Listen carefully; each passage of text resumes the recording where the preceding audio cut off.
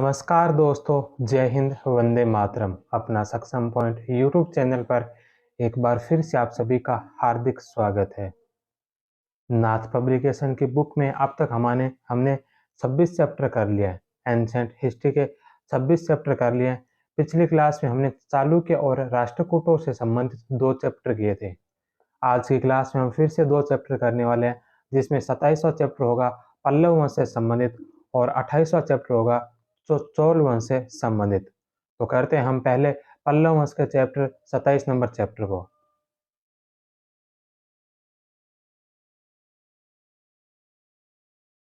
तमिल भाषा में पल्लव शब्द का अर्थ होता है डाकू। संस्कृत में इसका अर्थ होता है लता या पति। पल्लवों का मूल स्थान तोंड मंडलम, उत्तरी पेन्नार तथा उत्तरी वेलार नदियों के मध्य की भूमि। पल्लवों का प्रथम उल्लेख संगम साहित्य में मिलता है। संगम साहित्य में इन्हें तोंडे या तुंडियार कहा जाता है। अशोक के अभिलेख में इन्हें पुलिंद कहा गया है। समुद्रगुप्त की प्रयाग प्रशस्ति में पल्लवों के शासक विष्णुगोप का उल्लेख है। यह कांची के पल्लव वंश का चौथा शासक था।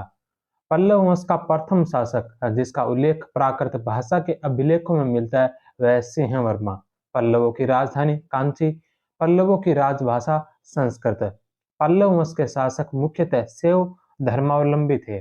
कांची के पल्लव वंश का उत्कर्ष सिंहवर्मन, जिन्होंने 550 से 575 तक शासन किया था, सिंहवर्मन से प्रारंभ होता है। सिंह विष्णु 575 से 600 ईस्वी, यह पल्लव वंश का संस्थापक था। इसने 576 में कांची में पल्लव वंश की स्थापना की। इसने अवन्य सिंह, पृथ्वी का शेर तथा पोतरेण की उपाधियां धारण की। यह वैष्णव मतानुयायी था।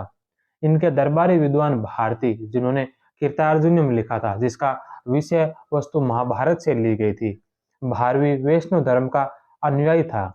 भारवी वेंगी के चालुक्य शासक शाखा के संस्थापक विष्णुवर्धन का भी दरबारी विद्वान था।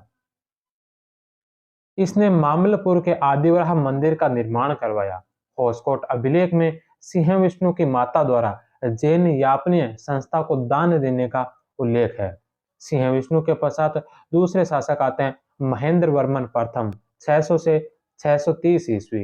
इनकी उपाधि थी विचित्रचित और एलुप्तकाम, चित्रकारपुरी, चित्रकारों में अव्याग्र।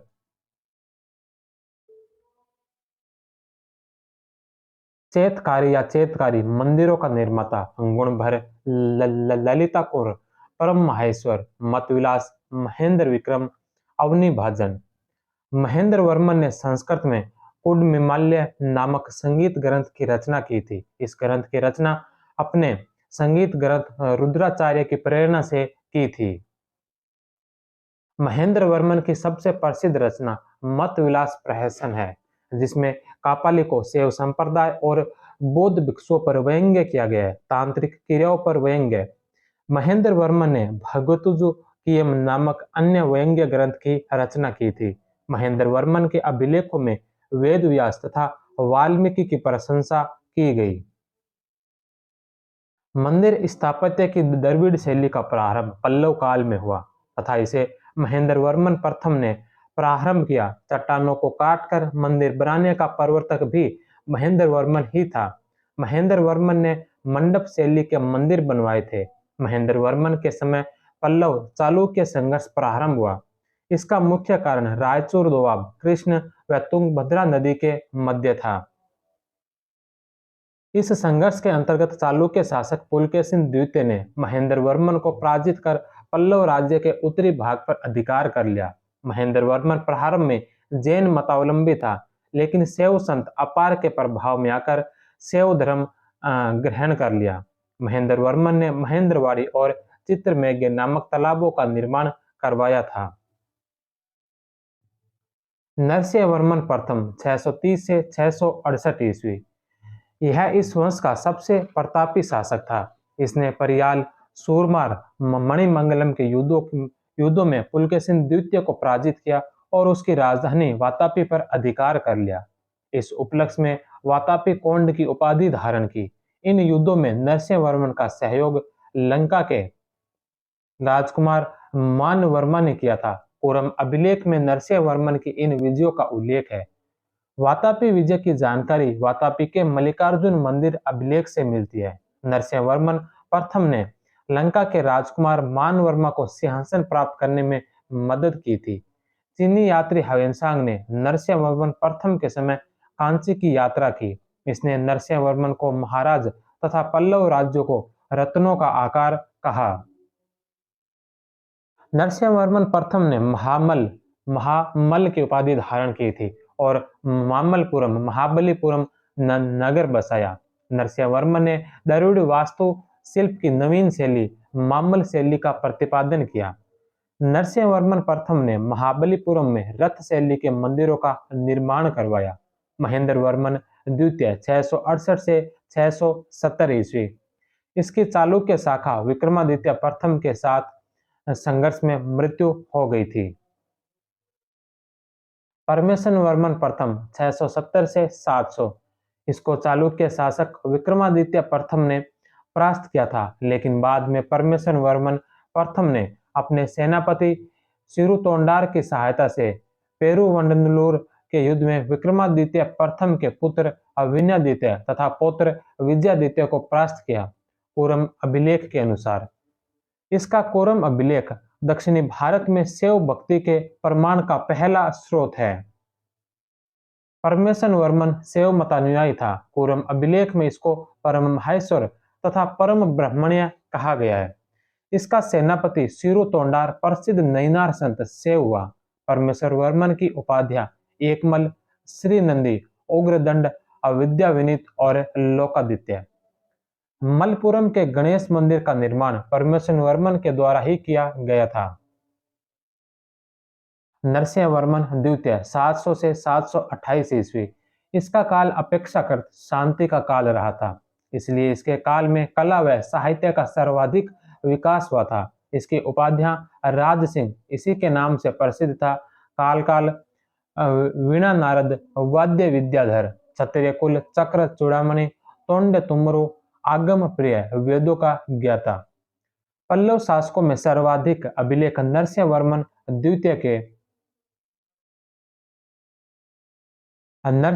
द्वितीय के वायुलूर स्तंभ लेख में सर्वप्रथम पल्लव वंश की संपूर्ण ऐतिहासिक वंशावली अंकित की गई है। दक्षिणी भारत के इतिहास में पहली बार नरसिंह वर्मन द्वितीय राज सिंह ने अनेक मंदिरों का निर्माण करवाया, जिनमें से कांची का कैलाशनाथ मंदिर तथा महाबलीपुरम का सौर मंदिर तटीय मंदिर प्रमुख है। प्रसिद्ध दरबारी विद्वान दंडी ने दंडी के प्रमुख ग्रंथ निम्न है: काव्यदर्श, 10 कुमार चरित और अवंती सुंदरी कथा। नरसिंह वर्मन प्रथम ने 720 ईस्वी में चीन में एक दूत मंडल भेजा। नागपट्टनम नामक बंदरगाह नगर में एक बौद्ध विहार तथा बौद्ध मठ बनवाया, जिसे चीनी मंदिर, चीनी पेगोडा कहा जाता है। नरसिंह वर्मन द्वितीय ने राजधानी कांची में अनेक घटिकाओं, संस्कृत शिक्षण संस्थाएं की स्थापना की थी। इस कारण इसे घटिकाओं का निर्माता, पुनर्स्थापक कहा गया। परमेशन वर्मन द्वितीय 728 से 731 ईस्वी चालुक्य शासक विक्रमादित्य के सहयोगी गंगनरेश एरियप ने इसे युद्ध के मैदान में मार दिया। यह सिंह विष्णु वंश का अंतिम शासक था। नंदी वर्मन द्वितीय 731 से 800 ईस्वी तक कांची के विद्वानों व कांची की जनता ने इसे सिंहासन पर बिठाया। इसकी उपाधि थी पल्लवमल। यह वैष्णव धर्मावलंबी था। इसके समकालीन प्रसिद्ध वैष्णव संत अलवार संत थे। प्रसिद्ध वैष्णव संत अलवार तिरुमंगई था, जिसके रचित गीत वेंकट पेरुमल मंदिर की दीवारों पर अंकित है। इसके समय में राष्ट्रकूट नरेश दंती दुर्ग ने 750 ईस्वी में पल्लव राज्य पर आक्रमण करके राजधानी कांची पर अधिकार कर लिया था। नंदी वर्मन ने भागकर राष्ट्रकूट शासक दंती दुर्ग के दरबार में शरण ली। नंदी वर्मन अगले 21 वर्षों तक राष्ट्रकूट दरबार में ही रहा, लेकिन बाद में दंती दुर्ग ने रेवा या रेखा का विवाह नंदी वर्मन से कर दिया। नंदी वर्मन ने अपने ससुर दंती दुर्ग की सहायता से कांची पर अधिकार कर लिया। इस विजय की स्मृति में नंदी वर्मन ने बैंकुट पेरुमल पेरुमाल मंदिर का निर्माण करवाया, कैलाशनाथ मंदिर के अनुकरण पर। यह मंदिर राजा के निर्वासन के अंत व सत्ता सत्ता की पुण्य प्राप्ति का सूचक है।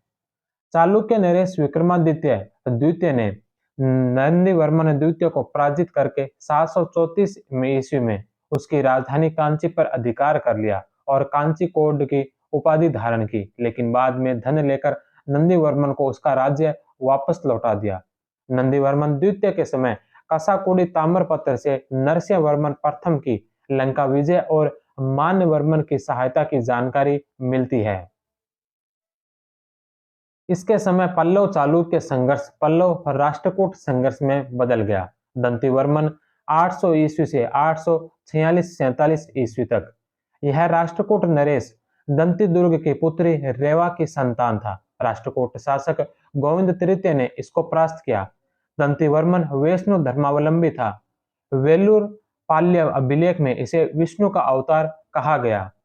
एक तमिल लेख में दंतीवर्मन को पल्लव कुलभूषण तथा भारद्वाज गोत्रीय कहा है। इसने त्रिपलिकेन मद्रास में पार्श सारथी मंदिर का पुनर्निर्माण करवाया। नंदीवर्मन तृतीय 846 से 869 ईस्वी इसने अपने वंश की खोई हुई प्रतिष्ठा को पुनः स्थापित किया। इसने कावेरी नदी क्षेत्र पर पुनः अधिकार स्थापित किया। इसलिए नंदीकलकम्ब रचना में इसे कावेरी सिंचित प्रदेश का स्वामी कहा गया है। इसने तेलारू के युद्ध में गंग, राष्ट्रकूट तथा चोलों के सहयोग से पांड्य शासक श्रीमार को परास्त कर तेलारे रिंद की उपाधि धारण की। नंदीवर्मन तृतीय ने राष्ट्रकूट शासक अमोघवर्ष की कन्या शंखा से विवाह किया। नंदीवर्मन तृतीय की उपाधि तेलारे रिंद अवनी नारायण यह शैव मतानुयायी था। इसने पल्लीकोंडा उत्तरी अकाट के शिव मंदिर के मुख्य मंडप का निर्माण करवाया था। इसने कल्यनूर दक्षिणी अकाट के विष्णु मंदिर का निर्माण करवाया। इसके पास बहुत अच्छी नौसेना थी। पेरुदेवनार तमिल कवि यह नंदीवर्मन तृतीय के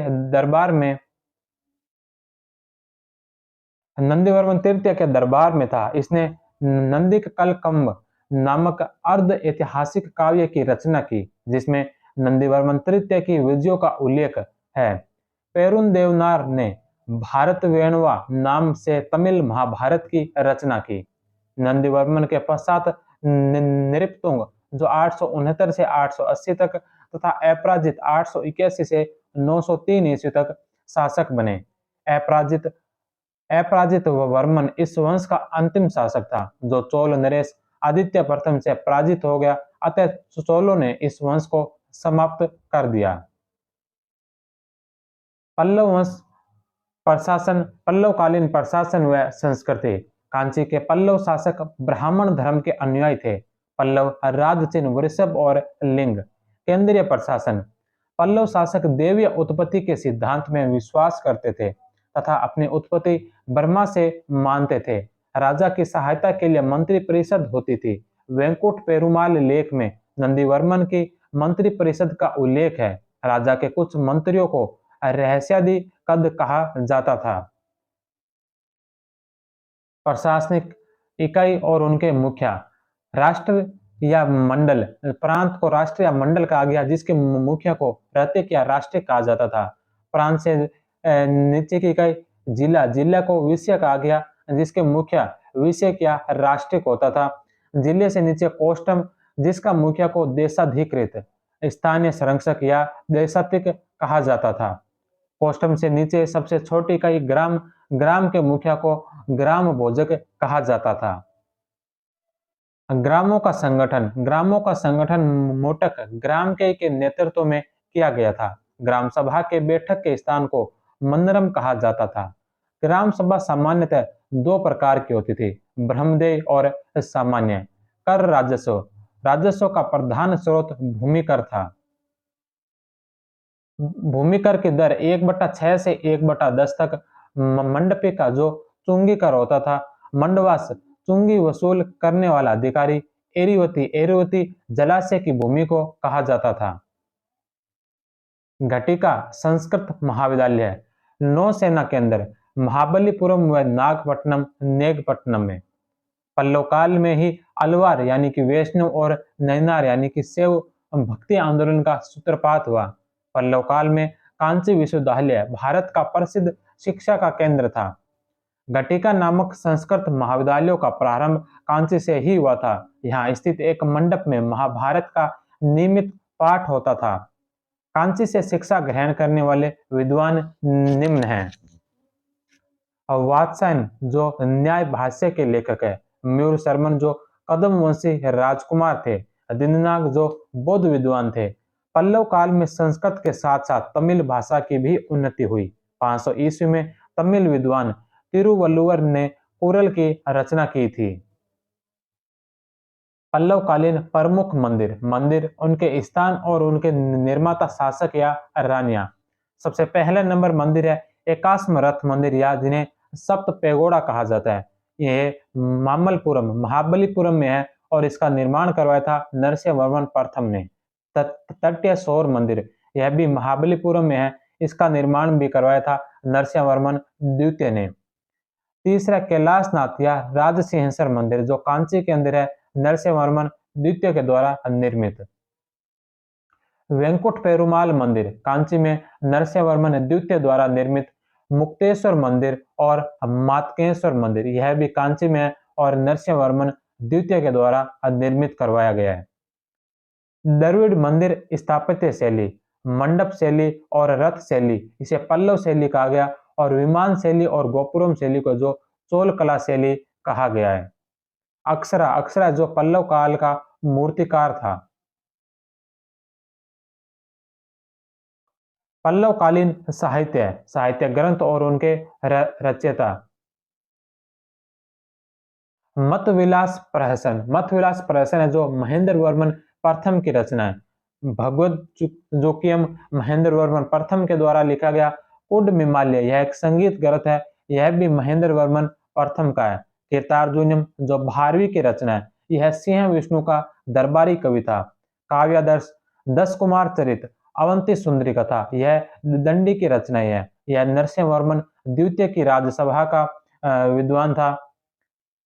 नंदी कलकम्ब और भारतवेणवा ये दोनों रचनाएं पेरुन देवनार की है जो नंदीवर्मन तृतीय का दरबारी विद्वान था। भारत वेणवा जो तमिल महाभारत है, तमिल भाषा में महाभारत का अनुवाद जिसे भारत वेणवा के नाम से जाना जाता है। पल्लवकालीन शासक और उनकी उपाधियां। पल्लवकालीन शासकों ने विभिन्न उपाधियां ली। तो सबसे पहले सिंह विष्णु की उपाधि थी अवन्य सिंह और पौत्रेण। महेंद्र वर्मन प्रथम की उपाधि विचित्र चित्र मतविलास गुणभर। महेंद्र विक्रम चित्रकार पुली अवनी भाजन और ललिता कुंवर। नरसिंहवर्मन प्रथम की उपाधि वातापी कोंड और महामल। परमेश्वर वर्मन प्रथम की उपाधि है एकमल, श्री नंदी, विद्या विनीत, लोकादित्य और उग्रदंड। नरसिंहवर्मन द्वितीय की उपाधि है राज सिंह, तोड्य तुमरो, वीणा नारद, क्षत्रिय कुल चक्र चूड़ामणि। नंदीवर्मन द्वितीय की उपाधि है पल्लवमल, दंतीवर्मन की उपाधि है पल्लव कुलभूषण और नंदीवर्मन तृतीय की उपाधि है तेलारी रिंद। पल्लवकालीन स्थापत्य कला। पल्लव वास्तुकला का प्रारंभ महेंद्र वर्मन प्रथम ने किया था। पल्लव स्थापत्य कला की शैली द्रविड़ शैली है। पल्लव स्थापत्य कला की मुख्य विशेषता मंडप व रथ है। पर्सी ब्राउन ने पल्लव कला को 4 भागों में बांटा है। 4 कला कौन सी? महेंद्र वर्मन शैली जो महेंद्र वर्मन प्रथम के द्वारा शुरू की गई गुफा मंदिर बनाए गए थे। मामल शैली में नरसिंहवर्मन प्रथम ने भी गुफा मंदिर बनाए थे। राजसिंह शैली नरसिंहवर्मन द्वितीय की चिनाई विधि से निर्मित मंदिर और नंदीवर्मन शैली या अपराजिता शैली जो नंदीवर्मन द्वितीय की है, यह भी चिनाई विधि द्वारा निर्मित। महेंद्र वर्मन शैली 610 से 640 ईस्वी के मध्य विकसित हुई थी। इस शैली की मुख्य विशेषता मंडप है। इस शैली का जनक महेंद्र वर्मन प्रथम है। इस शैली के अंतर्गत एक ही पाषाण खंड या पर्वत को काटकर मंडप आकार में मंदिरों का निर्माण किया गया। इन मंडप मंदिरों में स्तंभ युक्त बरामदे बनाए गए। इन बरामदों के पीछे की दीवार में कक्ष बनाए गए जिन्हें मंडप कहा गया। मंडपों के मुख्य द्वार अलंकृत नहीं है तथा दोनों सिरों पर द्वारपाल बने हुए हैं। गर्भगृह में शिव, ब्रह्मा तथा विष्णु की प्रतिमाएं हैं। इस शैली के प्रमुख मंडप या गुहा मंदिर निम्न है। महाबलीपुरम स्थित मंडप पट का त्रिमूर्ति ब्रह्मा विष्णु महेश मंडप इस शैली में निर्मित यह प्रथम मंडप है। इसे लक्षितायन मंडप भी कहा जाता है। पल्लवरम का पंच पांडव मंडप, तिरुचिल्ला चिरापल्ली का ललिता कोर मंडप, इसमें गंगा को सिर पर धारण किए शिव की कोष्टक प्रतिमा है। महेंद्र विष्णु मंडप इस शैली में कुल 10 मंडपों का निर्माण किया गया है। इस शैली में ईंट, लकड़ी, चूना, लोहा, गारा आदि का प्रयोग नहीं किया गया। महामल शैली 640 से 674 ईस्वी, इस शैली को नरसिंहवर्मन शैली भी कहा जाता है। इस शैली का विकास नरसिंहवर्मन प्रथम के समय हुआ। इस शैली में मंडप और रथ आकृति के मंदिरों का निर्माण किया गया। गुहा मंडप इस शैली में मंडप या गुहा मंदिरों के स्तंभ पतले व लंबे थे। स्तंभों के निचले हिस्से में बैठे हुए सिंह की आकृतियां बनी हुई है।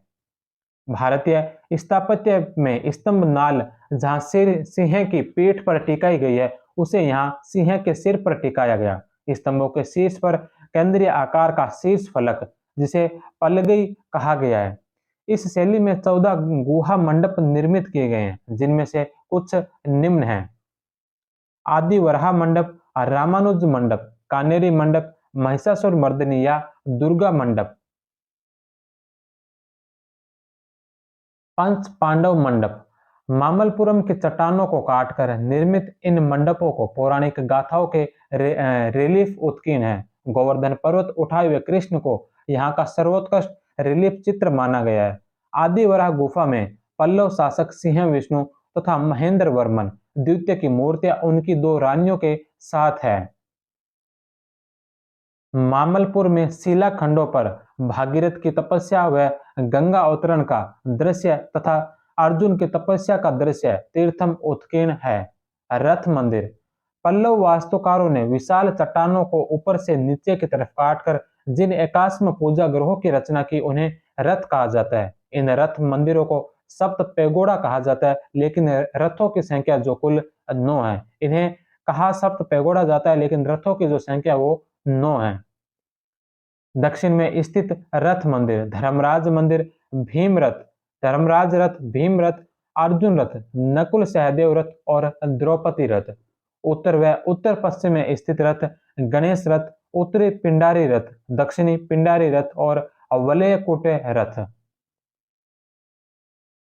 भीम रथ, नकुल सहदेव रथ व गणेश रथ की संरचना चैत्य रूप में आयताकार है। धर्मराज, अर्जुन, पिंडारी व वल्यकुटे रथ की संरचना विहार स्वरूप वर्गाकार में। वेसर शैली के रथ मंदिर भीम रथ, गणेश रथ और नकुल सहदेव रथ। नागर शैली का रथ मंदिर द्रौपदी रथ, द्रविड़ शैली का रथ मंदिर अर्जुन रथ, धर्मराज रथ, पिंडारी रथ और अवल्यकुटे रथ। यह रथ मंदिर शिव मंदिर है।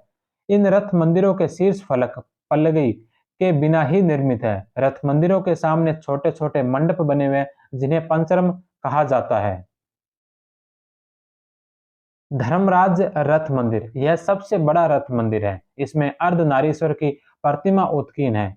इसमें सोम स्कंद शिव स्कंद की मूर्ति के साथ स्वयं नरसिंहवर्मन प्रथम की मूर्ति भी बनी हुई है। यह रथ द्रविड़ मंदिर शैली का अग्रदूत माना जाता है। भीम रथ मंदिर इसमें अर्ध बेलनाकार छत है। अर्जुन रथ इसमें राजा रानी की मूर्ति बनी हुई है। इसमें वृषभ पर विराजमान शिव तथा नंदी की मूर्ति उत्कीर्ण है।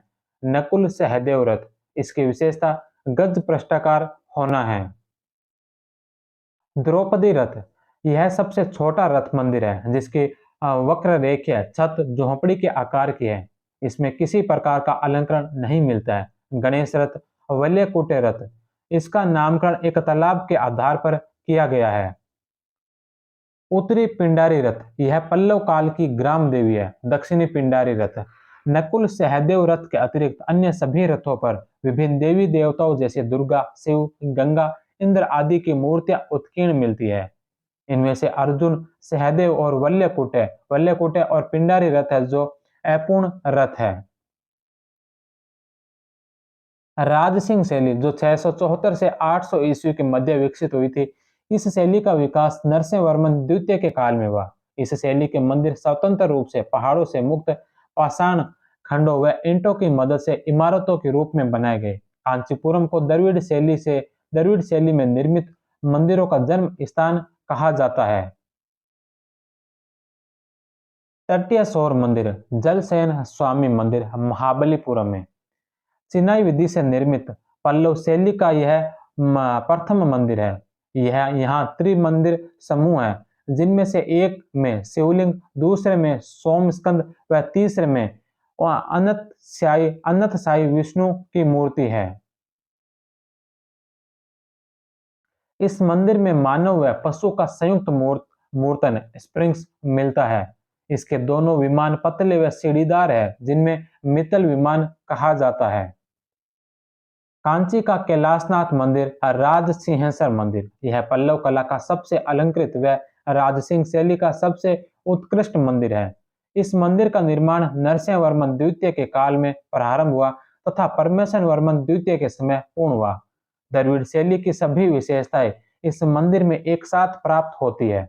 स्तूप सहित विमान, स्तंभ, मंडप, गोपुरम तथा परकोटा। दक्षिणी भारतीय मंदिरों के प्राकार, परकोटा और गोपुरम के निर्माण की प्रक्रिया इसी मंदिर से प्रारंभ होती है। स्तूपिका पर पूर्व दिशा में शिव, पश्चिम में विष्णु, उत्तर में ब्रह्मा तथा दक्षिण में शिव दक्षिणामूर्ति स्वरूप, जिनमें उन्हें शिक्षक के रूप में प्रदर्शित किया गया उत्कीर्ण है। मंदिर निर्माण में नरसिंह वर्मन द्वितीय की रानी रंगपताका ने भी विशेष रुचि प्रदर्शित की है। यह मंदिर बलुआ व ग्रेनाइट पत्थरों से निर्मित है। वेंकुट पेरुमल मंदिर कांची में इस मंदिर का निर्माण नंदी वर्मन द्वितीय ने करवाया था। इस मंदिर में भगवान विष्णु को बैठे, खड़े और आराम करते हुए दिखाया गया है। इस मंदिर की दीवारों पर चालुक्य और पल्लवों के मध्य युद्ध के दृश्य उत्कीर्ण किए गए हैं। तिरुमंगई अलवार के भक्ति गीतों का इस मंदिर की दीवारों पर अंकन किया गया है। पन्नमलाई मंदिर उत्तरी अकाट, मुकुंद मंदिर महाबलीपुरम, ईश्वर मंदिर महाबलीपुरम। सबसे अंत में नंदी वर्मन या अपराजित शैली जो 800 से 900 ईस्वी के मध्य विकसित हुई, पतनोमुखी पल्लव काल का प्रतिनिधित्व करने वाली इस शैली के मंदिर अपेक्षाकृत छोटे हैं, जिनमें कांची का मुक्तेश्वर मंदिर, कांची का मातकेश्वर मंदिर और गड्डी मलमल का परशुरामेश्वर मंदिर और इसके अलावा तिरुतेन का वीर टानेश्वर मंदिर। तो यह था एक छोटा सा चैप्टर पल्लव वंश के बारे में। इसके बाद अब हम पढ़ेंगे चोल वंश के बारे में। 28वां चैप्टर चोल वंश। चोल वंश के बारे में करते हैं शुरू। चोल वंश पेन्नार व वेलारू नदियों के मध्य पूर्वी समुद्र से सटा हुआ प्रदेश तथा कावेरीपट्टनम, उरेरू, तंजौर, कांची तथा गंगेकोंड चोलपुरम का क्षेत्र चोल मंडलम कहलाता है। चोलों का प्राचीन उल्लेख कात्यायन की वार्तिक 4 ईसा पूर्व में मिलता है। महाभारत तथा मेगस्थनीज की इंडिका में भी चोलों का उल्लेख मिलता है। अशोक के दूसरे व 13वें शिलालेख में भी चोल वंश का उल्लेख मिलता है। संगम काल में चोलों की राजधानी उरेरू, पूर्व मध्यकालीन चोलों की राजधानी तंजौर थी। उरेरू चोलों का प्राचीन निवास है। राजेंद्र प्रथम ने गंगेकोंड चोलपुरम को अपनी राजधानी बनाया। अधिकांश चोल काल में गंगेकोंड चोलपुरम राजधानी रही।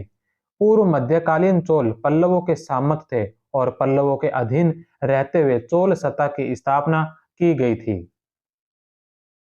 विजयालय या विजयादित्य 850 से 871 ईस्वी चोल वंश का संस्थापक, जिसने 9वीं शताब्दी 850 ईस्वी में तंजौर में चोल राज्य की स्थापना की थी। यह प्रारंभ में पल्लवों का सामंत था तथा उरेरू तिरुचिरापल्ली के क्षेत्र में शासन करता था। इसने पल्लवों की ओर से पांड्य राज्य पर आक्रमण करके पांड्यों से तंजौर छीन लिया और तंजौर को ही अपनी राजधानी बना लिया। तंजौर विजय के उपलक्ष्य में तंजय कोंड और नरकेसरी की उपाधि धारण की। इसने तंजौर में दुर्गा देवी निशुंभ सुदिनी के मंदिर का निर्माण करवाया। इसके पश्चात दूसरे नंबर पर आदित्य प्रथम 871 से 907 ईस्वी चोल वंश का प्रथम संप्रभु शासक था। इसने पल्लव नरेश अपराजित को पराजित करके तोंड मंडलम पर अधिकार किया और पूर्ण स्वतंत्रता प्राप्त की। इस उपलक्ष्य में आदित्य प्रथम ने कोदंडराम राजकेसरी वर्मन तोंडे नाडु तोंड मंडलम का विजेता आदि उपाधियां धारण की थी। इसके समय तकोलम अभिलेख में सूर्य ग्रहण की जानकारी मिलती है। तीसरे नंबर पर है प्रांतक प्रथम 907 से 55 ईस्वी वीर चोल और उत्तम चोल की उपाधियां धारण की थी। वेलूर युद्ध 915 ईस्वी। इस युद्ध में प्रांतक प्रथम ने पश्चिमी गंगो ओदुम्बलर सामंतों तथा चेर शासकों की सहायता से पांड्य राजसिंह द्वितीय तथा श्रीलंका कश्यप पंचम की संयुक्त सेना को पराजित किया था। इस विजय के उपलक्ष्य में संग्राम राघव मधुरेकोंड मधुरांतक की उपाधियां धारण की थी। प्रांतक प्रथम के समय में ही चोलों और लंका का संघर्ष प्रारंभ हुआ। इस संघर्ष में प्रांतक प्रथम ने लंका के शासक कश्यप पंचम को पराजित किया था। प्रांतक प्रथम के समय ही चोलों और राष्ट्रकूटों में संघर्ष प्रारंभ हुआ। इस संघर्ष के प्रारंभ में प्रांतक प्रथम ने राष्ट्रकूट नरेश कृष्ण द्वितीय को पराजित करके वीर चोल की उपाधि धारण की थी। लेकिन प्रांतक प्रथम 949 ईस्वी के तकोलम के युद्ध में राष्ट्रकूट नरेश कृष्ण तृतीय से पराजित हो गया। इस युद्ध में कृष्ण तृतीय का सहयोग वोतुंग द्वितीय गंग शासक ने किया था। इस युद्ध में विजय के परिणाम स्वरूप कृष्ण तृतीय ने तोंड मंडल पर अधिकार कर लिया। इस युद्ध में चोल राजकुमार राजा द्वितीय मारा गया। प्रांतक प्रथम द्वारा केरल शासक से वैवाहिक संबंधों की स्थापना के कारण मलयाली लोग बड़ी संख्या में चोल क्षेत्र में आए। प्रांतक प्रथम ने तिरुचनापल्ली में कोरंगनाथ मंदिर का निर्माण करवाया था। प्रांतक प्रथम ने हेमगर्भ यज्ञ और तुलाभार यज्ञ करवाए थे। संस्कृत का प्रसिद्ध विद्वान वेंकट माधव प्रांतक प्रथम का दरबारी विद्वान था, जिसने ऋग्वेद की टीका लिखी थी। प्रांतक प्रथम के उत्तर मेरूर अभिलेख 919 से 921 ईस्वी के से चोलों के स्थानीय स्वशासन की जानकारी मिलती है। प्रांतक प्रथम शैव मतानुयायी था। उसने शिव की पूजा अर्चना के लिए धर्म सभा की स्थापना की थी। अवनति काल 953 से 985 ईस्वी चोल राज्य का सर्वाधिक अवनति काल। इस अवनति काल में 4 शासकों ने शासन किया, जो क्रमशः है गंडरा द्वितीय 953 से 57, औरिंजय 957, प्रांतक द्वितीय 957 से 73। इसे सुंदर चोल के नाम से भी जाना जाता है। अभिलेख के प्रशस्तियों के लेखन की परंपरा का प्रारंभ किया। और चौथे नंबर पर है उत्तम चोल, जो 973 से 985 ईस्वी। इसने राष्ट्रकूटों से तोंड मंडलम को वापस जीता। चोल शासकों में प्रथम शासक उत्तम चोल था, जिसने सोने के सिक्के जारी किए। तो चोलों में सोने के सिक्के जारी करने वाला प्रथम शासक जो था, यह उत्तम चोल था। इसके पश्चात शासक बनते हैं राजराज प्रथम, जो 985 से 1015 ईस्वी तक शासन करते हैं। यह चोल साम्राज्य का वास्तविक संस्थापक था। वास्तविक नाम इसका अरिमोली वर्मन था। यह प्रांतक द्वितीय तथा वानवान महादेवी का पुत्र था। इसे चीनी स्रोतों में लोप्स कहा गया। इसकी जानकारी के मुख्य स्रोत तंजौर प्रशस्ति और तिरुवाल कांडू अभिलेख है। कंबोडिया के खमेर शासक सूर्यवर्मन प्रथम ने राजराज के लिए उपहार में रथ भेजा था 1012 ईस्वी में। प्रांतक प्रथम की तरह रक्त एवं लोह की नीति का अनुसरण करते हुए राजराज की उपाधियां धारण की। राजराज के शासनकाल के 29वें वर्ष में जारी तंजौर अभिलेख से उसके युद्ध अभियानों का पता चलता है।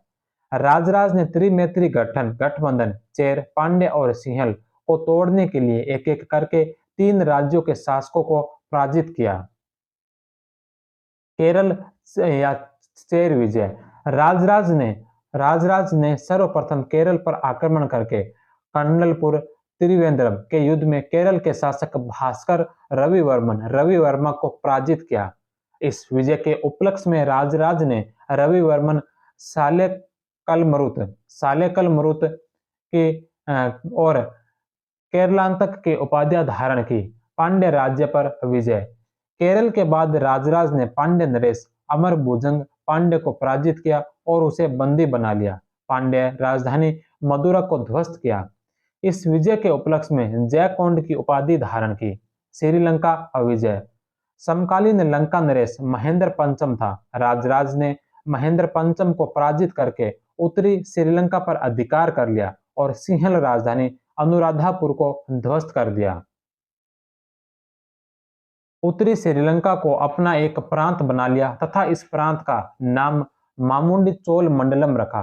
राजराज ने लंका की राजधानी अनुराधापुर को नष्ट करके उसके स्थान पर पोलनरुआ को चोल प्रांत की राजधानी बनाया और पोलनरु का नाम बदलकर जयनाथ मंडल रखा। इस विजय के उपलक्ष्य में राजराज ने सिंगलांतक जगन्नाथ और मुमंडी चोल की उपाधियां धारण की। श्रीलंका विजय के उपलक्ष्य में वहां एक शिव मंदिर का निर्माण करवाया। राजराज प्रथम की उपाधियां चोल मार्तंड, राज मार्तंड, शिवपाद शेखर, जयगौड़, कांडलूर, सालेकल मरुत, केरलांतक, नित्य विनोद, तेलिग कुलकाल, पांड्य कुलसनी, क्षत्रिय, सिख मणि, मुमंडी चोल, चोल नारायण, गंग वंश पर विजय के उपलक्ष्य में निगरिल सोल, राजाश्रय, उलकला, नंदा, पेरुमल इत्यादि। चालुक्यों के से संघर्ष। राजराज के समय में चालुक्यों की दो शाखाएं थी। पश्चिमी शाखा जिसकी राजधानी मान्यखेत और शासक सत्याश्रय था। पूर्वी शाखा की राजधानी वेंगी और शासक चोड़ भीम था। राजराज के समय वेंगी पूर्वी शाखा का शासक चोड़ भीम था, जिसने वेंगी शासक दानावर्ण को हराकर वेंगी पर अधिकार कर लिया। दानावर्ण के पुत्र शक्तिवर्मन और विमलादित्य ने राजराज के यहाँ शरण ली। राजराज ने शक्तिवर्मन को उसका पैतृक राज्य वेंगी दिलाने का आश्वासन दिया तथा विमलादित्य से अपनी पुत्री कुंदवा देवी का विवाह कर दिया। राजराज ने चोड़ भीम को पराजित करके शक्तिवर्मन को वेंगी का शासक बना दिया। वेंगी पर चोलों के प्रभाव से नाराज होकर पश्चिमी चालुक्य शासक सत्याश्रय ने वेंगी शक्तिवर्मन पर आक्रमण कर दिया, परंतु राजराज प्रथम ने शक्तिवर्मन की रक्षा के लिए सेना अपने एक पुत्र राजेंद्र प्रथम के नेतृत्व में मान्यखेत पर आक्रमण करने भेज दी। राजेंद्र प्रथम ने सत्याश्रय को पराजित कर दिया। राजराज प्रथम ने कलिंग पर विजय प्राप्त कर तेलिंग कुलांतक की उपाधि धारण की। मालदीव विजय। पुराणों में मालदीव को सांदी मंत्यो कहा गया है। यह राजराज की अंतिम विजय थी। नीलकंठ शास्त्री। राजराज के काल को चोल साम्राज्य का सर्वाधिक रचनात्मक काल माना। राजराज ने तंजौर में राजराजेश्वर वृद्धेश्वर महादेव मंदिर का निर्माण करवाया, जो दक्षिणी भारत और द्रविड़ शैली का सबसे बड़ा व प्रमुख मंदिर माना जाता है। इस मंदिर की दीवारों पर राजराज ने अपनी बहन कुंदवे का अभिलेख अंकित करवाया। राजराज शैव धर्मावलंबी था। इसने शिवपाद शेखर की उपाधि धारण की। राजराज ने नागपट्टनम में एक विष्णु मंदिर का निर्माण करवाया। इसने अपनी पत्नी रानी लोक महादेवी के साथ तिरुवल्लजल्ली मंदिर में तुलाभार यज्ञ, हिरण्यगर्भ यज्ञ किया। राजराज प्रथम ने श्री विजय साम्राज्य के शैलेंद्र राजा श्रीमार विजयतुंग वर्मन को नागपट्टनम या नेगापट्टम में बौद्ध विहार बनाने की अनुमति प्रदान की। 1006 ईस्वी में यह बौद्ध विहार चूड़ामणि नाम से प्रसिद्ध हुआ। राजराज प्रथम ने इस विहार को अन्य मंगलम ग्राम दान में दिया था। राजराज प्रथम ने सिंहल देश में विशुद्ध द्रविड़ वास्तुशैली में भव्य तथा विशाल शिव मंदिर बनवाए, जो हिंदू स्थापत्य के अद्वितीय उदाहरण है। राजराज ने 1000 ईस्वी में भूमि का सर्वेक्षण पैमाइश करवाया तथा यहाँ यह भूमि का पैमाइश करने वाला प्रथम चोल शासक था। भूमि का पैमाइश करने वाला राजराज है जो प्रथम चोल शासक था। राजराज ने सर्वप्रथम चोल स्थायी सेना और नौसेना का गठन किया। प्रथम चोल शासक राजराज ने अपने जीवन काल में 1012 में अपने पुत्र राजेंद्र प्रथम को अपना उत्तराधिकारी घोषित किया था। राजराज ने 1015 ईस्वी में चीन में अपना एक दूत मंडल भेजा था। ऐसा करने वाला चोल वंश का प्रथम शासक था। सिक्कों पर नागरी लिपि दक्षिणी भारत में सर्वप्रथम खड़ी या आसीन रूप आकृति वाले सिक्के का अंकन करवाया था।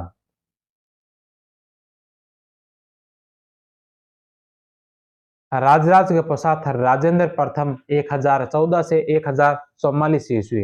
इनकी उपाधियां सिंगलांतक, मधुरांतक पांड्य विजय के उपलक्ष्य में, केरलांतक चेरों पर विजय के उपलक्ष्य में, कडारकोंड श्री विजय साम्राज्य के विजय के उपलक्ष्य में। यह चोल वंश का सबसे शक्तिशाली शासक था। इसकी जानकारी का मुख्य स्रोत है तिरुवालगांडू ताम्रपत्र लेख। इस अभिलेख में मुख्यतः राजेंद्र चोल की दक्षिणी पूर्वी एशिया विजय की जानकारी प्राप्त होती है। वी स्मिथ ने इसे दक्षिण भारत का नेपोलियन कहा। वी स्मिथ समुद्रगुप्त को भारत का नेपोलियन कहा है। वी स्मिथ ने समुद्रगुप्त को भारत का नेपोलियन कहा और राजेंद्र को दक्षिण भारत का नेपोलियन कहा। तिरुवलगांडू प्रशस्ति में चोलों के आदि पुरुष का नाम चोल दिया गया है। करंदई ताम्रपत्र 1023 में उत्कीर्ण चोलों का सबसे बड़ा ताम्रपत्र है जिसमें राजेंद्र चोल की श्रीलंका विजय का वर्णन है। श्रीलंका विजय राजेंद्र चोल के दक्षिणी श्रीलंका को भी जीतते हुए संपूर्ण श्रीलंका पर अधिकार कर लिया और वहां के शासक महेंद्र पंचम को बंदी बनाकर भारत ले आया। महेंद्र पंचम भारत में 12 साल बंदी गृह में रहा तथा यहीं पर मृत्यु हो गई।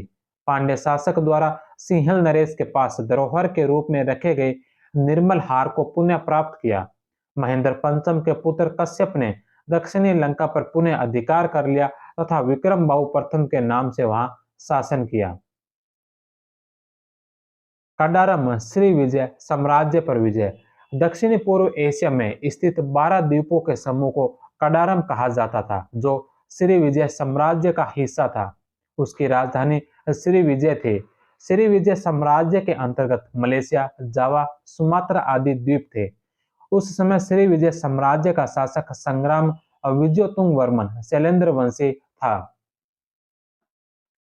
राजेंद्र प्रथम ने संग्राम विजयोतुंग वर्मन को पराजित करके कडारम क्षेत्र दक्षिणी पूर्वी एशिया पर अधिकार कर लिया। इस विजय की सूचना तिरुवालगांडू ताम्रपत्र से मिलती है। कडारम विजय का मुख्य उद्देश्य चीन के साथ व्यापार को सुरक्षित करना था। इस विजय के उपलक्ष्य में कडारम कोंड तथा कटाहाधिपति की उपाधियां धारण की। कडारम अभियान की जानकारी इसके तिरुकदयरू अभिलेख 1027 ईस्वी से मिलती है जो अमृतेश्वर मंदिर तंजावुर पर उत्कीर्ण है। तीसरी बंगाल या पूर्वी भारत की विजय गंगा अभियान उद्देश्य गंगा जल अपने राज्य में लाना। राजेंद्र प्रथम ने अपने पुत्र विक्रम चोल के नेतृत्व में बंगाल अभियान के लिए सेना भेजी। इस अभियान में चोल सेनापति दंडनाथ था। बंगाल के शासक महिपाल प्रथम पर विजय प्राप्त की। इस विजय के उपलक्ष्य में राजेंद्र प्रथम ने गंगे कोंड की उपाधि धारण की थी। गंगे कोंड चोलपुरम तिरुचिनापल्ली कर्नाटक नामक नगर बसाया और इसी को अपनी राजधानी बनाया। अपनी नई राजधानी में कोनेनूर तथा वेडार नदियों के जल को रोककर चोलगंग तालाब बनवाया। रास्ते में कलिंग, बस्तर, इंद्रप्रस्थ तथा दक्षिणी कौशल को भी जीता। तिरुमालगांडू ताम्रपत्र लेख से राजेंद्र प्रथम के उत्तरी अभियान का पता चलता है। इस अभियान के कारण दक्षिणी भारतीय ब्राह्मण बंगाल में बस गए और ब्रह्मचित्र कहलाए। चालुक्यों से संघर्ष राजराज प्रथम की भांति राजेंद्र का भी चालुक्यों से संघर्ष हुआ। उस समय पश्चिमी चालुक्य शाखा का शासक जयसिंह द्वितीय था। राजेंद्र प्रथम व जयसिंह द्वितीय के मध्य वेंगी के उत्तराधिकार को लेकर संघर्ष हुआ। इस समय वेंगी के दो राजकुमारों विजयादित्य शक्तिवर्मन का पुत्र और राजराज विमलादित्य का पुत्र के मध्य संघर्ष चल रहा था। इस संघर्ष में राजेंद्र प्रथम ने राजराज का पक्ष तथा जयसिंह द्वितीय ने विजयादित्य का पक्ष लिया। राजेंद्र प्रथम ने विजयादित्य और जयसिंह द्वितीय दोनों को पराजित करके राजराज को वेंगी का शासक बना दिया तथा अपनी पुत्री अमंगा देवी का विवाह राजराज से कर दिया। राजेंद्र प्रथम ने चेर और पांड्य राज्यों पर भी विजय प्राप्त की। राजेंद्र प्रथम पहला भारतीय शासक था जिसने अरब सागर पर अपनी प्रभुता कायम की। अरब सागर में स्थित सदीम तिब द्वीप पर अधिकार कर लिया। राजेंद्र प्रथम ने गंगेकोंड चोलपुरम में वृहदेश्वर मंदिर का निर्माण करवाया। राजेंद्र प्रथम ने बंगाल की खाड़ी को चोल झील में परिणत कर दिया।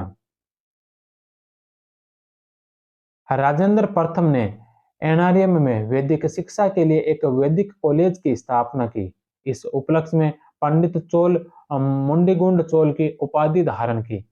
राजेंद्र प्रथम ने दो बार 1015 में और 1033 में दो बार चीन में दूत मंडल भेजे थे। इसके पश्चात शासक बनते हैं राजा धीराज प्रथम 1044 से 1052 ईस्वी तक। जानकारी का मुख्य स्रोत है मणिमंगलम अभिलेख 1046 ईस्वी का। इस अभिलेख द्वारा राजा धीराज की लंका विजय की जानकारी प्राप्त होती है। इस अभिलेख में राजा धीराज को अश्वमेध यज्ञ करता कहा गया। राजा धीराज प्रथम ने कल्याणी के शासक सोमेश्वर प्रथम को धान्य कंटक तथा कुंडूर के युद्ध में पराजित किया और कल्याणी में अपना राज्याभिषेक करवाया था। इस उपलक्ष्य में विजय राजेंद्र की उपाधि धारण की। राजा धीराज ने कल्याणी के द्वारपालक की मूर्ति लाकर तंजौर के दारा समुद्र में रखी थी। कोपम का युद्ध 1052 ईस्वी। यह युद्ध राजा धीराज प्रथम और कल्याणी के शासक सोमेश्वर प्रथम जो चालुक्य के मध्य हुआ था। इस युद्ध के दौरान ही राजा धीराज की मृत्यु हो गई। अतः चोल अभिलेखों में राजा धीराज को आइन मरुजिन हाथी की पीठ पर वीर गति प्राप्त करने वाला कहा गया है। त्रिभुवन अभिलेख के अनुसार राजा धीराज ने भी एक वैदिक शिक्षण संस्थान की स्थापना की थी। राजा धीराज के पश्चात राजेंद्र द्वितीय 1052 से 1064 ईस्वी तक। 1052 में कोपम के युद्ध में चालुक्य शासक सोमेश्वर से युद्ध के दौरान राजा धीराज की मृत्यु हो गई। परिणामतः राजा धीराज के छोटे भाई राजेंद्र द्वितीय ने युद्ध भूमि में ही अपना राज्याभिषेक करवाया और कोपम के युद्ध में सोमेश्वर को हराया। 1062 ईस्वी के कुंडल संगम के प्रथम युद्ध में भी सोमेश्वर को पराजित किया। राजेंद्र द्वितीय ने सोमेश्वर को पराजित करके प्रकेसरी की उपाधि धारण की थी। वीर राजेंद्र 1064 से 1070 ईस्वी। वीर राजेंद्र ने 1066 से 68 के कुंडल संगम द्वितीय युद्ध में चालुक्यों सोमेश्वर प्रथम को पराजित करके अहामलक काल सोमेश्वर कुल का नाशक वल्लभ कुल्लभ राजकेसरी की उपाधियां धारण की थी। सोमेश्वर प्रथम स्वयं युद्ध में शामिल नहीं हुआ तथा युद्ध के बाद तुंगभद्रा में डूबकर आत्महत्या कर ली। वीर राजेंद्र ने तुंगभद्रा के तट पर विजय स्तंभ बनवाया।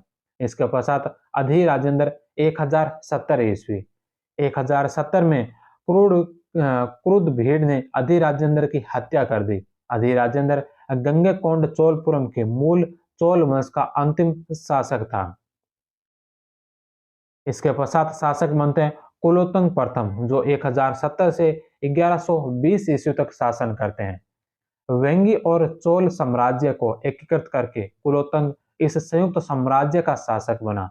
नोट: यह मूलतः वेंगी का चालुक्य राजकुमार राजेंद्र द्वितीय था जो कुलोत्तंग प्रथम के नाम से चोल शासक बना था।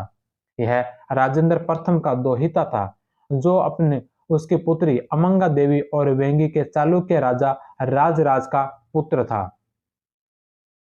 कुलोत्तंग प्रथम का पिता राजराज चोल शासक राजराज की कुंदवे नामक पुत्री से उत्पन्न हुआ। कुलोत्तंग प्रथम ने स्वयं चोल शासक राजेंद्र द्वितीय की पुत्री मधुरांतक से विवाह किया था।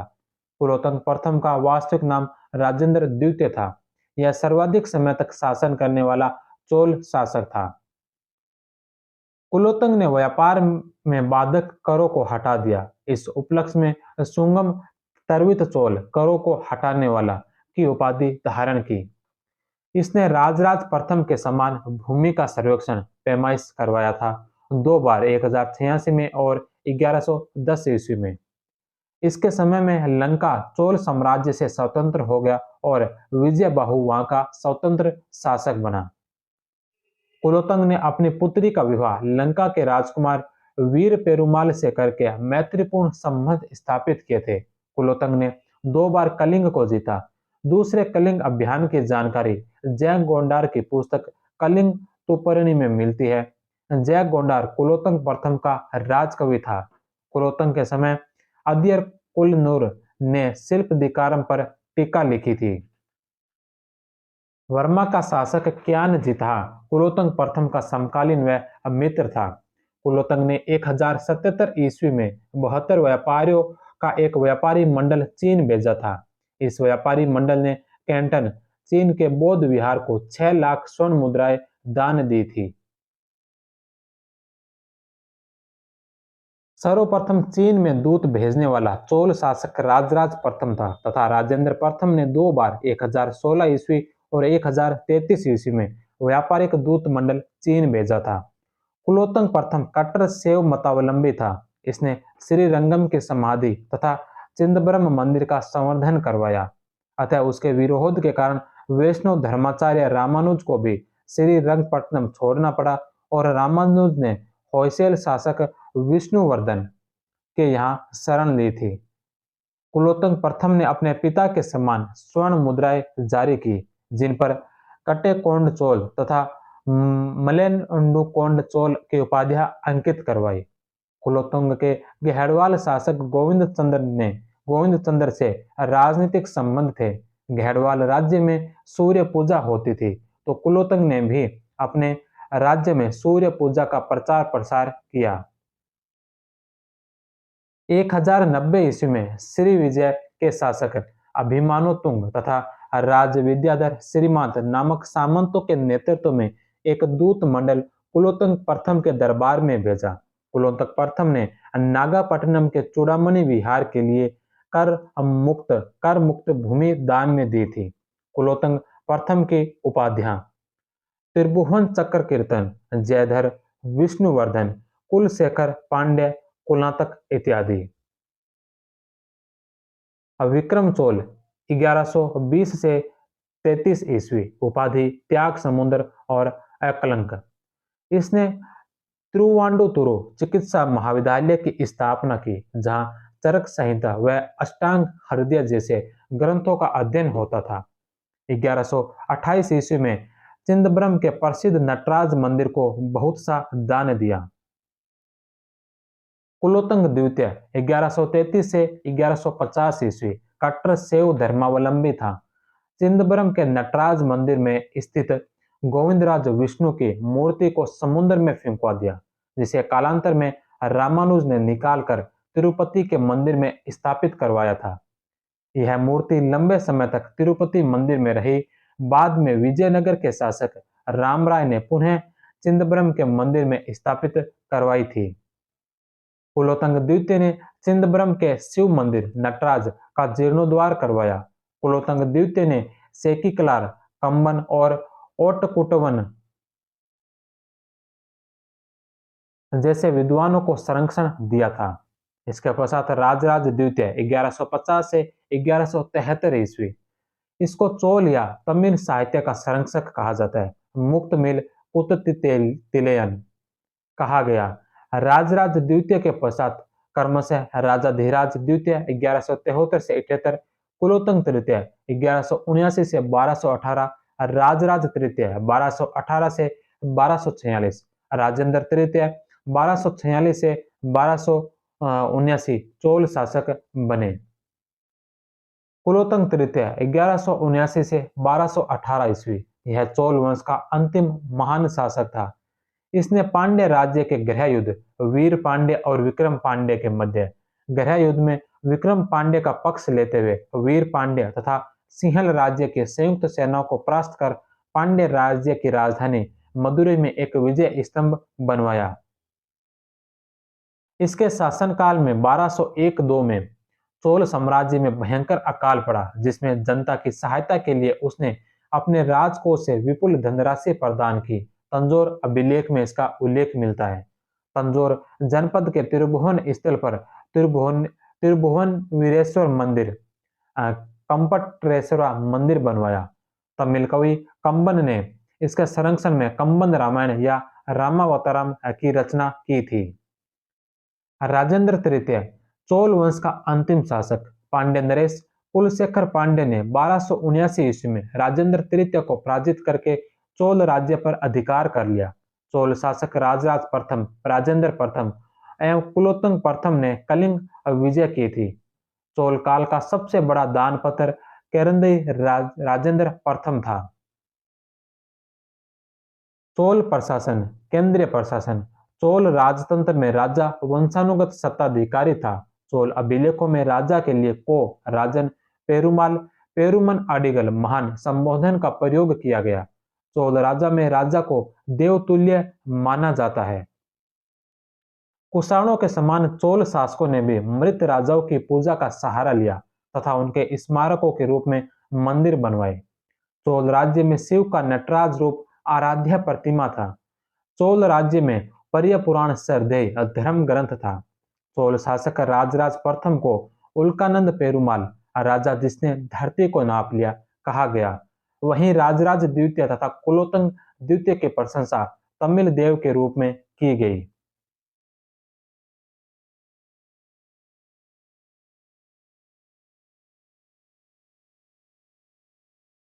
तंजौर मंदिर में प्रांतक द्वितीय, सुंदर चोल तथा राजेंद्र चोल की प्रतिमाएं स्थापित की गई। प्राय सभी चोल शासक शैव धर्मावलंबी थे। अनेक चोल शासकों ने शैव आचार्यों को राजगुरुओं के रूप में नियुक्त किया है। राजराज प्रथम का राजगुरु ईशान सर्वदेव, राजेंद्र प्रथम का राजगुरु सर्वशिव। राजा के बाद सबसे महत्वपूर्ण पद युवराज का होता था। युवराज को राजा द्वारा योग्यता के आधार पर नियुक्त किया जाता था। चोल शासन निरंकुश राजतंत्रीय शासन था, जिसमें राजा के मौखिक आदेश कानून होते थे। राजा के मौखिक आदेशों को तिरुवाई केल्वी कहा जाता था। चोल अभिलेखों में मंत्रिमंडल का उल्लेख नहीं मिलता है। मंत्रिमंडल का उल्लेख नहीं मिलता है, लेकिन उडनकोटम नामक संस्था का उल्लेख मिलता है, जिसमें राजा के लिए सदा प्रस्तुत रहने वाले अधिकारी होते थे। यह राजा के आदेशों को लिपिबद्ध करते थे। राजा के सचिवों को ओले या वह ओले नायकम कहा जाता था। ओले ओले जो राजा के आदेशों का कच्चा मसौदा तैयार करते थे, और ओले नायकम ओले द्वारा तैयार किए गए आदेशों के कच्चे मसौदों की जांच करने वाला अधिकारी। राजा द्वारा स्थानीय संस्थाओं को दिए गए आदेशों को श्रीमुख कहा जाता था। जीवित स्थानीय अधिकारियों व कर्मचारियों को नगद वेतन देकर उनकी सेवा के बदले उन्हें सेवा भूमि दी जाती थी, जिन्हें जीवित कहा गया। पेरुंदनम उच्च श्रेणी के केंद्रीय अधिकारी, सिरुंदनम निम्न श्रेणी के केंद्रीय अधिकारी। इसके अलावा प्रमुख अधिकारियों में ओले नायकम सचिव, वेडेकार या वेल्लेकार राजा के व्यक्तिगत अंगरक्षक, वल्लभ वल्लभ जो राजमहल के सेवक, विडयाधिकारीन कार्य प्रेषक, अनंती राजा के सामान्य आदेशों को प्रेषित करने वाला अधिकारी। कंकाणी लेखा विभाग अकाउंट्स का काम देखने वाला अधिकारी। पटोल मुगवेटी भू राजस्व विभाग का निम्न श्रेणी का कर्मचारी। तिरुंदनम एक प्रधान कर्मचारी।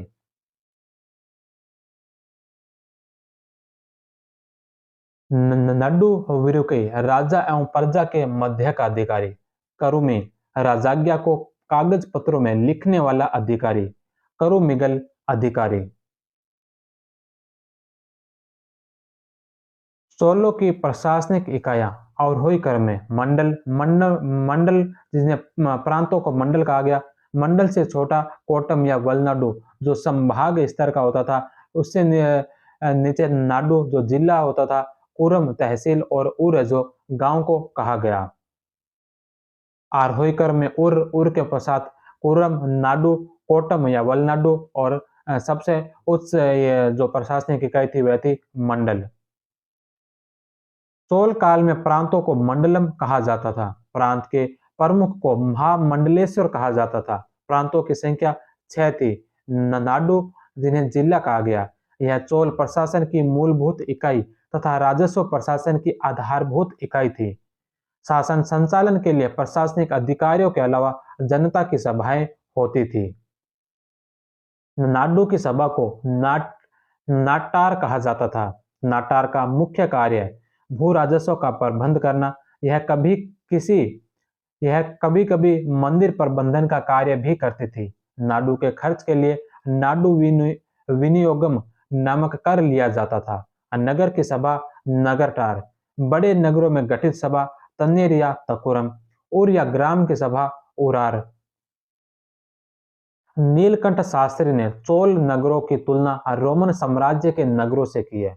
चोलों का स्थानीय स्वशासन चोलों का स्थानीय स्वशासन चोलों की सबसे महत्वपूर्ण देन स्थानीय स्वशासन थी। नगरम व्यावसायिक तथा व्यापारिक समुदायों की प्रशासनिक संस्था को नगरम कहा गया। नगरम में व्यापारियों के निगम निकाय को नगरटार कहा जाता था। इसके अधीन नगरकनी नामक भूमि होती थी, जिसकी आय से इसका व्यय चलता था। चोलकालीन विशिष्ट नगरम संस्थाएं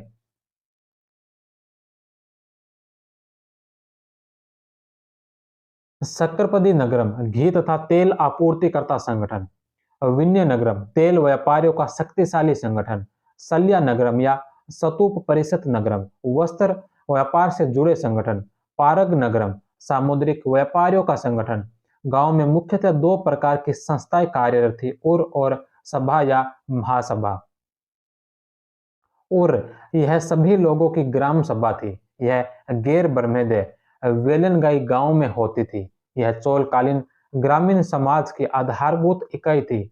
उर की कार्य समिति को आलूगणम या गणम कहा जाता था। उर में विभिन्न निवास स्थान, कंबनचेरी शिल्पकारों का निवास स्थान, उर नटम भूमिपतियों का निवास स्थान, परईचेरी कृषि मजदूरों का निवास स्थान। सभा या महासभा यह अग्रहार ब्राह्मणों को दान में दी गई भूमि है। गांव में विद्यमान संस्था थी। इन गांवों में मुख्यतः ब्राह्मण निवास करते थे। इसमें शासन करने के लिए ब्राह्मण प्रतिनिधियों की महाजन नामक संस्था थी। कुछ ग्राम ऐसे भी थे जहां सभा तथा उर दोनों एक साथ विद्यमान थे। मंगलम उर के निवासियों के साथ ब्राह्मणों के निवास वाली बस्तियों को मंगलम कहा जाता था। अतः यहाँ पर उर व सभा दोनों संस्थाएं होती थी। सभा का कार्यकाल 3 वर्ष का था। सभा का संगठन सभा का संगठन पेरुगुरी सभा या महासभा को कहा जाता था। पेरू मकल सभा या महासभा के सदस्यों को कहा जाता था। वॉर्य में जो सभा या महासभा की कार्य समिति होती थी, और वार्य पेरू मकल है जो वार्यम के सदस्य होते थे। प्रांतक प्रथम के उत्तर मेरू लेख 919 ईस्वी का से वार्यम के सदस्यों के निर्वाचन हेतु आवश्यक निम्नलिखित योग्यताओं का पता चलता है। आयु 35 से 70 वर्ष के बीच हो, कम से कम एक वेद और उसके भाष्य का ज्ञाता हो, 1/4 वेली अर्थात 1.5 एकड़ भूमि का मालिक हो, स्वयं का घर हो, पिछले 3 वर्षों से वह संबंधित वोरियम के लिए नाम सुना गया हो, चुने जाने वाले सदस्य का कोई निकट संबंधी किसी अन्य उप समिति का सदस्य नहीं हो। निम्न लोग समिति के सदस्य नहीं बन सकते थे। सदस्य नहीं बनने वाले कौन थे? अपराधी या चरित्रहीन, शूद्रों के संपर्क से दूषित हुआ हो, समिति के आय व्यय में घोटाला करने वाला। वरीयम के सदस्यों को चुनने के लिए प्रत्येक गांव को 30 वार्डों में बांटा जाता था, जिन्हें कुटुंब या शेरी कहा जाता था। प्रत्येक वार्ड से एक प्रतिनिधि चुना जाता था। अतः कुल 30 सदस्य विभिन्न कार्य समितियों हेतु चुने जाते थे। सदस्यों का चुनाव चुनाव एक अबोध बालक द्वारा उड़वोले पद्धति लॉटरी सिस्टम से किया जाता था। समिति के सदस्यों का कार्यकाल 360 दिन, सामान्यतः 1 वर्ष। वर्ष के शेष 5 दिन अपना हिसाब किताब प्रस्तुत करते थे। समिति के सदस्यों को उनके कार्यों के लिए कोई पारिश्रमिक राशि निश्चित नहीं थी। प्रमुख वॉल्यूम या समितियां निम्न है, जिनमें पहला है संवत्सर वॉल्यूम, वार्षिक समिति, वार्षिक वॉल्यूम, सदस्य संख्या 12। दूसरा तोट वॉल्यूम, उपवन समिति, सदस्य संख्या 12। एरिवारियम, तडाग या तालाब समिति, सदस्य संख्या 6। यह समिति एरी आयम नामक नियमित कर लेती थी। पौन वार्यम जो स्वर्ण समिति, पंचवार वार्यम, स्थायी समिति। इसके अलावा उदासीन वॉरियम है जो विदेशियों व सन्यासियों की देखरेख करने वाली समिति। न्यायातार वॉरियम, न्याय समिति। कोइल वॉरियम, यह मंदिर के कार्यों की व्यवस्था करती थी। वॉरियम समिति के सदस्यों का कार्यकाल 3 वर्ष। वॉरियम के सदस्यों द्वारा विभिन्न कार्य समितियों का गठन किया जाता था। इन कार्य समिति को आलूगणम कहा जाता था। ग्राम स्थानीय संस्थाओं के कार्य, राजस्व संग्रहण व राजकोष में जमा करवाना, मंदिरों का जीर्णोद्धार करवाना, अपराधों की सुनवाई, स्वच्छता का निरीक्षण, ग्राम सौंदर्यीकरण, शिक्षण संस्थाओं की स्थापना, बैंकिंग कार्य, आपदाओं के समय सहायता करना। ग्राम सभा की बैठक प्राय गांव के मंदिर के अलावा तालाब के किनारे तथा कभी-कभी वाटिका अथवा पेड़ के नीचे होती थी। ग्राम कार्यों को संपन्न करने के लिए सभा को विनियोगम, ग्राम सभा के कार्यों पर खर्च हेतु स्वयं कर लगाने का अधिकार था। ग्राम सभा के मध्यस्थ नाम वेतनभोगी कर्मचारी होते थे, जिनके माध्यम से ग्राम सभा के निर्णय कार्यान्वित होते थे। आयकर ग्राम सभा को उसके कार्यों में सहायता देने के लिए केंद्रीय प्रशासन द्वारा नियुक्त वेतनभोगी कर्मचारियों का वर्ग। चोल सैन्य प्रशासन चोल सेना को रपड़ईवीडु मोरुंकई महासेनाई कहा जाता था। इनका प्रधान सेनापति को महादंड नायक कहा जाता था। सेना के प्रमुख 3 अंग थे, पैदल, अश्वारोही और गजारोही। थल सेना के प्रमुख अंग निम्नलिखित है। आशु सेना को उदिरे वगर कहा गया। गज सेना आनेटाकल या कुंजीर मल्लर कहा गया। पैदल सेना बड़पैर, धनुर्धर, विल्लीगल। नोट, चोल शासकों ने नौसेना को भी व्यवस्थित रूप से संगठित किया था। रथ सेना का अभाव था। पैदल सेना में धनुर्धारी सैनिकों को बिल्लीगल कहा जाता था। चोल सेना छावनियों में रहती थी। इन छावनियों या सैन्य शिविरों को कंडम या पडेवीडू कहा जाता था। चोल सेना की कुल 70 रेजिमेंट टुकड़ियां थी। रेजिमेंट जो गुल्फ कहलाती थी, रेजिमेंट को गुल्फ कहा जाता था। चोल सेना की कुल संख्या 1.5 लाख थी, जिनमें 60,000 गज सेना थी। सम्राट के अंगरक्षकों को वेड्यकार या वेल्यकार कहा जाता था। सेना में वीरता प्रदर्शन करने वाले सैनिकों व सेनापतियों को क्षत्रिय शिरोमणि की उपाधि दी जाती थी। चोल युवराज राजादित्य व चोल सम्राट राजाधिराज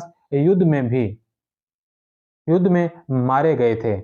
युद्ध में बंदी बनाए गए स्त्री पुरुष जिन्हें दास बना लिया जाता था, वेलम कहे जाते थे। न्याय प्रशासन। चोल काल में सम्राट के न्यायालय को धर्मासन कहा जाता था। न्यायाधीश को धर्म भट्ट कहा जाता था। सर्वोच्च न्यायाधीश राजा स्वयं होता था। सामान्य रूप से सजा के रूप में मंदिरों में अखंड दीप जलाने की सजा दी जाती थी। चाउ जू कुआं व सकिकलार ने चोल कालीन न्याय व्यवस्था का उल्लेख किया है। राजस्व प्रशासन। चोल काल में राज्य की आय का मुख्य स्रोत भूमिकर भू राजस्व था, जो किसानों से उनकी उपज का 1/3 भाग कर के रूप में लिया जाता था। भू राजस्व को कुंडमी, वरिप, गोत्रम, आयम, पूर्वी वीर कहा गया।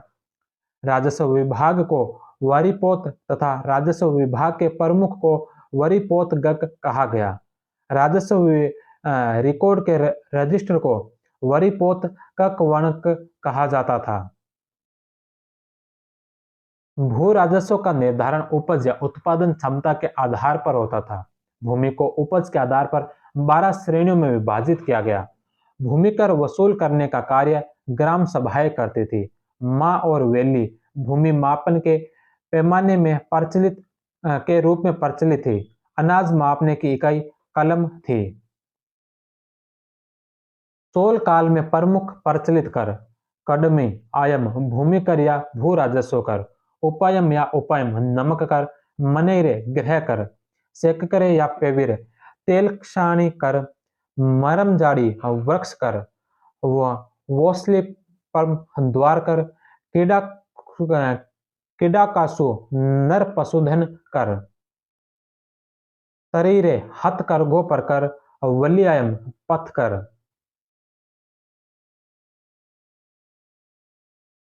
कडेरे दुकानों पर कर, तटोपाटम सुनारों पर कर, ओलुकुनीर पाटम जल स्रोतों पर कर, मग्नई मग्नमई लोहार कुम्हार सुनारों आदि पर लगने वाला कर, सेतेरई सेतेरई जो व्यापार कर, पांडी कावल कुली ग्राम सुरक्षा कर।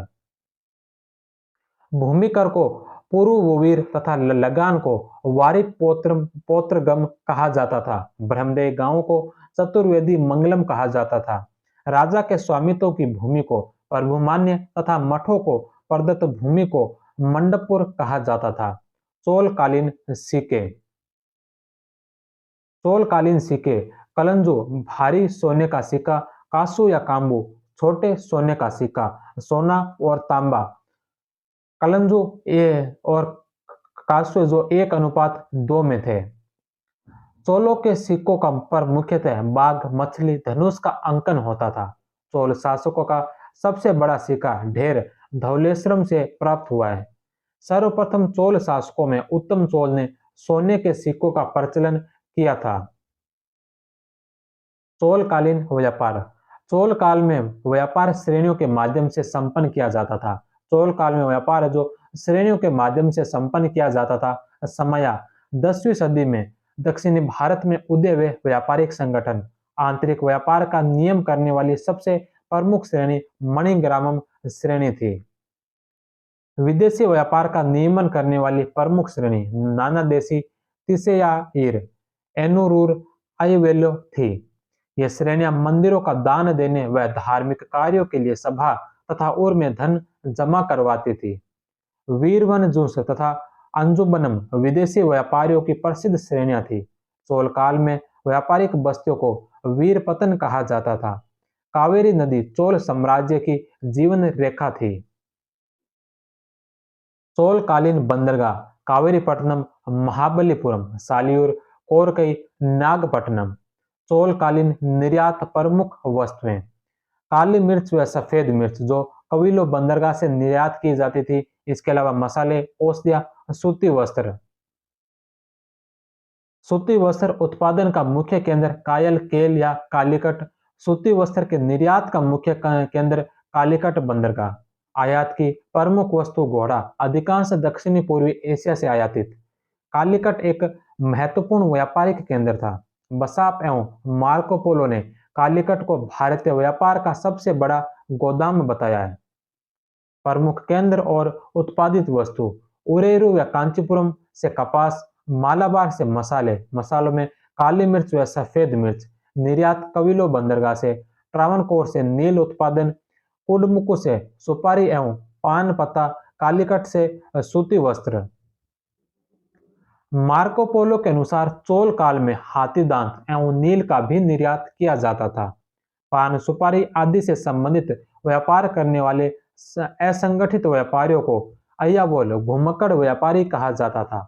सिराफ फारस की खाड़ी स्थित विश्व की सबसे बड़ी व्यापारिक मंडी।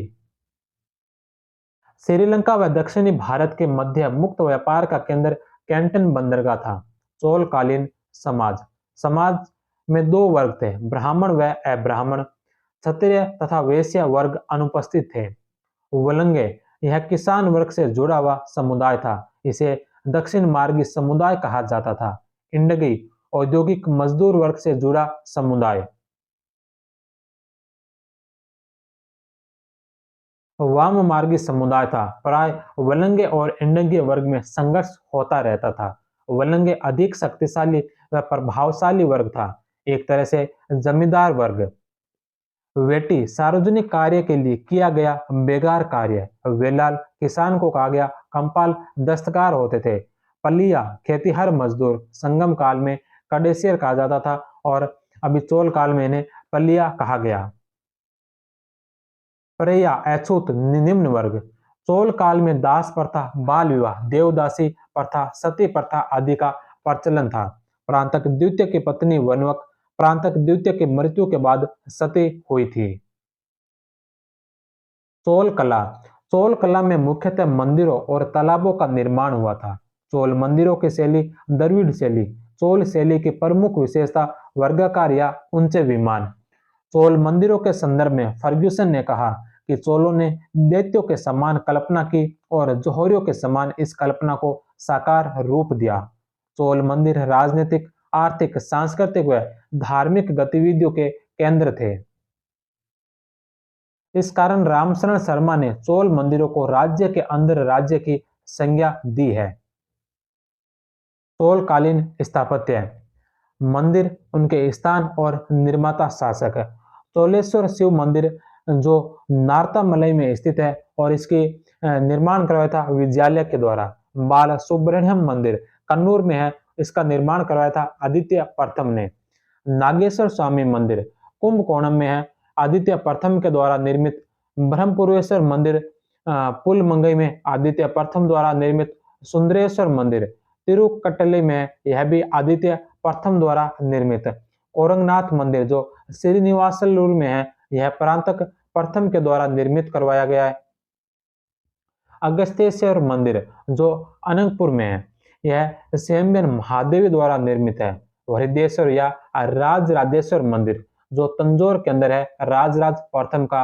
हरिदेश्वर या गंगे कोंड चोलपुरम जो गंगे कोंड चोलपुरम में राजेंद्र प्रथम द्वारा निर्मित। चिंदबरम शिव मंदिर चिंदबरम में है, कुलोत्तंग प्रथम द्वारा निर्मित। ऐरातेश्वर मंदिर ऐरातेश्वर मंदिर जो दारा समुद्र तंजौर में है, राजराज द्वितीय द्वारा निर्मित। और त्रिभुवनेश्वर या कंफेश्वर मंदिर जो त्रिभुवन में है, कुलोत्तंग तृतीय द्वारा निर्मित। चोलकालीन धातु कला का सर्वश्रेष्ठ उदाहरण चिदंबरम के नटराज मंदिर में कांसे की बनी हुई नटराज शिव की मूर्ति है। चोलकालीन साहित्य। चोलकालीन राजभाषा तमिल थी। चोलकाल को तमिल साहित्य का स्वर्ण काल कहा जाता है। तमिल साहित्य का स्वर्ण काल चोल काल। चोलकालीन प्रमुख रचनाएं और उनके लेखक। कंबन कंबन की रचना है रामावतारम जो तमिल महाकाव्य कहा गया। चोल महाकाव्य रामायण का तमिल में अनुवाद। जयगोंडार जयगोंडार की ने कलिंग तो परणी की रचना की थी। पुगलेनिंद ने नलवेणवा की रचना की। सकेलार ने पेण्य पुराणम की रचना की। बुद्धमित्र ने वीर सोल्यम, यह एक व्याकरण ग्रंथ है। तिरुतक देवर की जीवक चिंतामणि। तोलामोली की सुलामणि। अमृत सागर की यापरुंग करिके और यापरुंग गलम रचनाएं हैं। कंबन ओटकुवन तथा पुगलेनिंद जो तमिल साहित्य के त्रिरत्न है। तमिल साहित्य के त्रिरत्न कंबन, ओटकुटवन और पुगलेनिंद है। चोल राजवंश के शासक और उनकी उपाधियां। तो सबसे पहले विजयालय विजयालय की उपाधि है नरकेसरी और तंजेकोंड। आदित्य प्रथम की उपाधि है राजकेसरी और कोदंडराम। प्रांतक प्रथम की उपाधि है मदुरै कोंड मधुरांतक, संग्राम राघव और उत्तम चोल। राजराज प्रथम की उपाधियां सिंगलांतक, केरलांतक, कांडलूर, सालेकल मृत, जयगोंड, तेलिंग कुलांतक।